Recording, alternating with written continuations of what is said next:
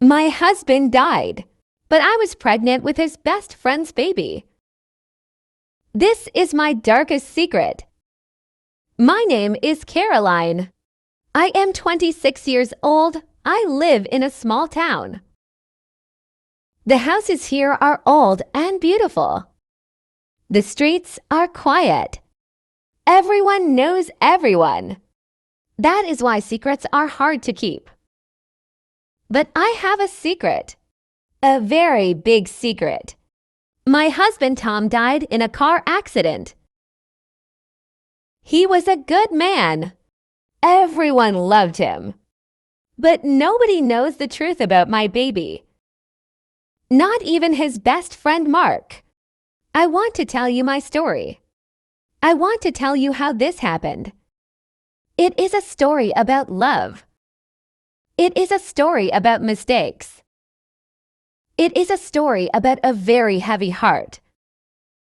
Maybe you have a secret too. Maybe you understand how I feel. Let me start at the beginning. I met Tom when I was 20 years old. He was handsome. He had a kind smile. He worked at the bank in our town. I worked at a flower shop. I loved flowers. I loved the colors and the smells. One day, Tom came into the shop to buy flowers for his mother. We started talking. He was funny. He made me laugh. After that day, he came to the shop every week. But he did not buy flowers for his mother. He bought flowers for me. We fell in love very fast. Life was beautiful. We got married 2 years later. It was a big wedding. All our friends were there. My parents were happy. Tom's parents were happy. And Tom's best friend Mark was the best man. Mark and Tom were like brothers. They grew up together. They played football together. They went to school together. Mark was different from Tom. Tom was quiet and serious. Mark was loud and energetic, but they loved each other. Mark was always at our house. He ate dinner with us. He watched movies with us. He was part of our family. I liked Mark. He was a good friend. He helped us fix things in the house. He made jokes when we were sad. I never thought about him in a romantic way. I loved Tom. Tom was my husband. Tom was my life, but marriage is not always easy. After 2 years, things changed. Tom started to work very hard. He wanted to buy a bigger house. He wanted to have a lot of money for our future. He stayed at the bank until late at night. I was alone at home. I cooked dinner. But he did not come home to eat. I watched TV alone. I went to sleep alone. I felt lonely. I tried to talk to Tom. I said, "Tom, please come home early. I miss you," he said. "I am doing this for us, Caroline. I am working for our family." I understood, but my heart was sad. I wanted a baby. We tried to have a baby for a long time, but it did not happen. Every month I cried every month. Tom was sad too. This made us distant. We stopped talking. We stopped laughing. The house was very quiet. Then one rainy night, everything changed. It was a Tuesday. It was raining very hard. The wind was blowing. The thunder was loud. I was scared of storms. I called Tom. "Tom, please come home. The storm is bad. I am scared." I said, "I cannot come home yet." "Caroline," he said, "I have a big meeting. I will be late. Go to sleep." He hung up the phone. I sat on the sofa and cried. I felt very small. I felt very alone. I wanted someone to hold me. Then the doorbell rang. I wiped my tears. I opened the door. It was Mark. He was wet from the rain. Hi, Caroline. Mark said. I was driving by. I saw the lights. I know you hate storms. Is Tom here?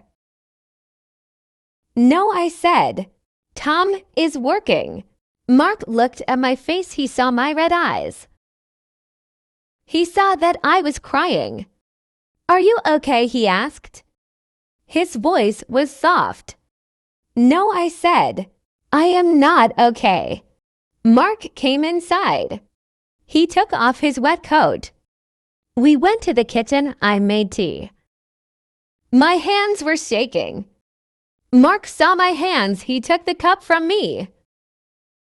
Sit down, Caroline, he said. We sat at the small kitchen table. We drank the hot tea. The rain hit the window. It was loud, but inside it was warm. Mark listened to me. I told him everything. I told him about Tom. I told him about the work. I told him about the baby we could not have. I told him how lonely I was. I feel like I am invisible. I said, I feel like Tom does not see me. Mark reached across the table. He held my hand. His hand was warm and strong. You are not invisible, Caroline. Mark said. You are beautiful. You are amazing. Tom is a fool if he does not see that. I looked into Mark's eyes. They were blue and kind. He looked at me with so much care. In that moment, I did not see my husband's best friend. I saw a man who listened to me. I saw a man who cared. I do not know how it happened exactly. We were sad. We were lonely. The storm was loud outside. We moved closer. He hugged me to comfort me. Then he kissed me. I should have stopped him. I should have pushed him away. I was married. I loved Tom. But I was weak. I was so hungry for love. I kissed him back that night. We made a mistake, a big mistake. Mark stayed with me in the morning. The sun came out. The storm was over. I woke up and saw Mark. The guilt hit me like a heavy stone. My heart stopped. What did we do? Mark woke up. He looked at me. He looked scared. Oh no, he said. Caroline, I am so sorry. I should not have done this. Please go, I said. I was crying again. Please go before Tom comes home. Mark got dressed quickly. He stood at the door. Caroline, I am sorry. I care about you, but this was wrong. We must forget this. We must never tell Tom. It will kill him, I know. I said, go please. Mark left. I was alone again. I felt dirty. I felt terrible. I cleaned the house. I changed the sheets on the bed. I tried to wash away the mistake. I promised myself I would be a better wife. I would love Tom more. I would never do this again. Tom came home that evening. He looked tired. I am sorry I was late last night. He said. He kissed my cheek. I felt sick, but I smiled. It is okay, Tom. I love you. I wanted to fix my marriage. One wanted to forget Mark. 2 days later, the accident happened. It was a Thursday. Tom called me in the afternoon. He sounded happy. Caroline, he said, I finished the big project. I am coming home early. Let's go out for dinner. Let's celebrate. I want to spend time with you. I was so happy. Yes, Tom. Please come home. I put on a nice dress. I put on makeup. I waited for him. I waited for 1 hour. Then 2 hours. He did not come. I called his phone. No answer. I called again. No answer. I started to worry. I walked up and down the living room. Then I saw blue lights outside. It was a police car. My heart stopped beating. I knew before they spoke. I knew the police officer knocked on the door. He took off his hat. Mrs. Caroline, he asked. Yes, I whispered. I am very sorry, he said.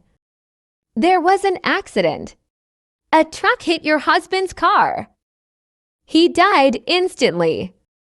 The world went black. I fell to the floor. I screamed. I cannot describe the pain. It felt like someone took my heart out of my chest. Tom was gone. My husband was gone. The man I loved was dead. The next few days were a blur. I remember people in my house. My mother was there. Tom's mother was there. Everyone was crying. They brought food. They hugged me. But I felt nothing. I was empty. Mark was there too. He looked terrible. His eyes were red. He lost his best friend. He looked at me with sadness and guilt.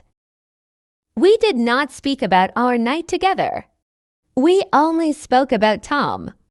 He was the best man I knew, Mark said at the funeral. He cried while he spoke.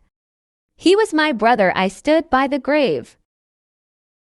It was raining again. I looked at the coffin. I said goodbye to Tom. I said sorry to Tom. I was sorry for everything. 2 weeks after the funeral, I felt sick. I woke up in the morning and ran to the bathroom. I was vomiting. I thought it was the grief. I thought it was because I was not eating. But it happened again the next day. And the next day I looked at the calendar. My period was late. My hands started to shake. No, it could not be. I went to the pharmacy. I bought a pregnancy test. I wore sunglasses so nobody would see me. I went home and took the test. I waited for 3 minutes. Those 3 minutes felt like 3 years. I looked at the stick to lines positive. I was pregnant. I sat on the bathroom floor. I laughed and I cried at the same time. A baby.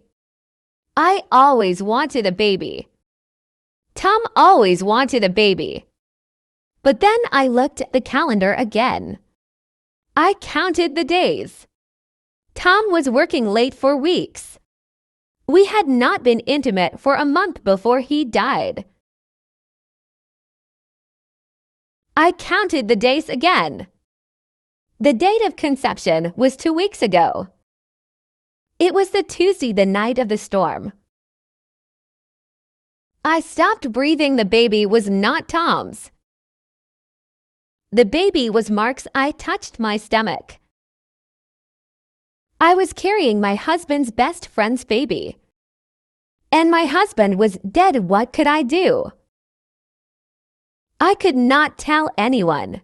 If I told people the baby was Mark's, they would hate me. Tom's parents would hate me. They would know I cheated on their son. They would know I cheated 2 days before he died. It would destroy his memory. It would destroy everything. I could not tell Mark. If Mark knew, he would feel guilty forever. He betrayed his best friend. And now he had a child with his best friend's wife. I made a decision. I had to lie. I wiped my face. I stood up. I looked in the mirror. This is Tom's baby, I said to myself. This is a miracle. I told my mother first. Mom, I have news. I said I am pregnant. My mother started to cry, but she was smiling. Oh, Caroline, a piece of Tom is still here. It is a miracle. She hugged me. Tom left you a gift before he went to heaven. I felt a sharp pain in my chest, but I smiled yes. Mom, a gift. Then I told Tom's parents. They were still very sad. But when I told them, their faces changed. They smiled for the first time since the accident. A grandchild, Tom's mother whispered. She touched my hand. Thank you, Caroline. Thank you. They were so happy. They thought their son lived on in this baby. How could I tell them the truth? I couldn't. Then Mark came to visit. He came to check on me. He brought groceries. Hi, Caroline. He said he looked sad and tired. How are you holding up? I have news, Mark. I said my voice was steady. I had to be strong. I am pregnant. Mark stopped moving. His face went white. He dropped the bag of groceries. Pregnant, he asked, but how it happened before the accident. I lied. It is Tom's baby. Mark stared at me. He was doing the math in his head. He was counting the days too. I looked him in the eyes. I did not blink. It is Tom's baby, I repeated firmly. Mark let out a long breath. His shoulders relaxed. He believed me. He wanted to believe me. He did not want to believe it was his. That would be too hard. Wow. Mark said. Tears filled his eyes. Tom is going to be a father. That is amazing, Caroline. He hugged me. I will help you. He said Tom is not here. So I will help you, I promise. The next 9 months were very hard. My belly grew. I felt the baby kick. Every time the baby moved, one thought of Mark. Mark kept his promise. He was at my house every weekend. He fixed the roof. He painted the baby's room. We painted it yellow. He put together the crib. One day we were in the baby's room. Mark was painting the wall. I was sitting in a chair watching him. He looked so much like a father, but he thought he was an uncle. I wish Tom could see this. Mark said. He put down the brush. He wanted this so much, I know. I said softly, I miss him every day. Mark said, I feel guilty, Caroline. My heart beat fast. Why? Because I'm here and he is not. Mark said, I am alive. I am helping you with his baby. It feels unfair. He did not know the real guilt. He did not know the real secret. I wanted to scream. One wanted to say, it is your baby, Mark. But I bit my lip. I stayed silent. I went to the doctor alone. I did not want Mark to come to the appointments. I was afraid the doctor would say something about dates. I was afraid the truth would come out. The doctor said the baby was healthy. It was a boy, a son. I told Mark and my family. It is a boy. Everyone celebrated a little Tom. They said he will look just like his father. I was terrified. What if the baby looked like Mark? Mark had blue eyes and blonde hair. Tom had brown eyes and dark hair. If the baby had blue eyes, people might wonder. Please, I prayed every night. Please let him look like me. Or let him look like Tom. Please do not let him look like Mark. The day of the birth came. It was spring.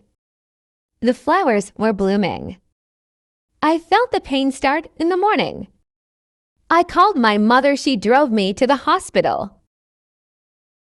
I was in labor for 12 hours. It was painful. I cried for Tom. I wanted my husband, but he was not there. Mark came to the hospital. He waited in the waiting room with Tom's parents. They paced back and forth. They were nervous. Finally, the baby was born. The nurse cleaned him and wrapped him in a blanket. She gave him to me. I looked at my son. He was small and pink. He had a little nose and little fingers. I looked at his hair. It was very light, almost blonde. My heart sank. I looked at his eyes. They were dark blue. Most babies have blue eyes at first, but these looked like Mark's eyes. I held him close. I loved him immediately. He was my son. It did not matter who the father was. He was mine. My mother came in. Then Tom's parents, then Mark. They gathered around the bed. Oh, look at him. Tom's mother said she was crying. He is beautiful. He has Tom's nose, Tom's father said. People see what they want to see. They wanted to see Tom, so they saw Tom. Mark stepped forward. He looked at the baby. He looked at the blonde fuzz on the baby's head. He paused for a second. I saw question in his eyes. He looked at the baby, then at me. I held my breath. Did he know? Did he see himself in the baby? Then Mark smiled. It was a sad smile, but it was warm. He reached out and touched the baby's small hand. He is perfect, Caroline, Mark said. Tom would be so proud. I exhaled. He did not suspect. Or maybe he did not want to suspect. We named the baby Thomas after my husband. Little Thomas. Time went by quickly. Thomas is 2 years old now. He runs around the house. He laughs loudly. He is a happy child. Mark is still a big part of our lives. He comes over for dinner. He plays football with Thomas in the garden. He teaches him things. Sometimes I watch them together. I see two people with the same blonde hair. I see two people with the same blue eyes. I see two people with the same smile. The older Thomas gets, the more he looks like Mark. Some people in town have started to notice. One day my neighbor, Mrs. Gable, stopped me in the street. She looked at Thomas in his stroller. He is getting so big, she said, and so blonde. Tom had such dark hair, yes. I said quickly, my mother was blonde. He takes after my side of the family. Oh, I see, she said, but she looked at me with a strange expression. I walked away fast. My heart was pounding. How long can I keep this secret? How long until someone says it out loud? Every time Mark looks at Thomas, I wonder if he knows. Sometimes I catch him staring at the boy. He looks confused. He looks at Thomas's face, searching for something, but he never asks. I live with this secret every day. It is heavy. It is a burden. When I look at my son, I feel love. But I also feel guilt. I am lying to everyone. I am lying to my son. One day Thomas will ask about his father. I will show him pictures of Tom. I will say, this was your father. He was a hero. He loved you. But his biological father will be sitting right there, eating dinner with us.